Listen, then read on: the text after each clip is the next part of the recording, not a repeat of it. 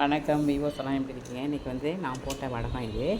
இந்த கொத்தரை வத்தல் வந்து நார்மலாக வாங்கிட்டு வந்து நல்லா வாஷ் பண்ணிடுங்க. வாஷ் பண்ணிவிட்டு உப்பு போட்டு வேக வச்சுட்டு ஒரு காய்ச்சல் காய்ஞ்சதும் அதுக்கு பிறகு மோர் கொஞ்சம் போட்டு சால்ட்டெல்லாம் செக் பண்ணிவிட்டு காய்ச்சிங்க. இது வந்து தயிர் சாதம் அதுக்கெல்லாம் சைடிஷ் வந்து ரொம்ப நல்லாயிருக்கும். இந்த கூழ் கஞ்சி சாதம் இதுக்கெலாம் ரொம்ப நல்லாயிருக்கும். இந்த உருளைக்கிழங்கு வந்து தோல் ரிமூவ் பண்ணிவிட்டு காய் சீவிர கட்டையில் சீவிட்டு நல்லா ஒரு அலசிடுங்க. அதுக்கு பிறகு கொதிக்கிற தண்ணியில் லைட்டாக சால்ட்டு போட்டு இதை மறுபடியும் கொட்டி ஒரு கொதி வந்ததும் காய வச்சிங்கன்னா இந்த மாதிரி இருக்கும் பாருங்கள்.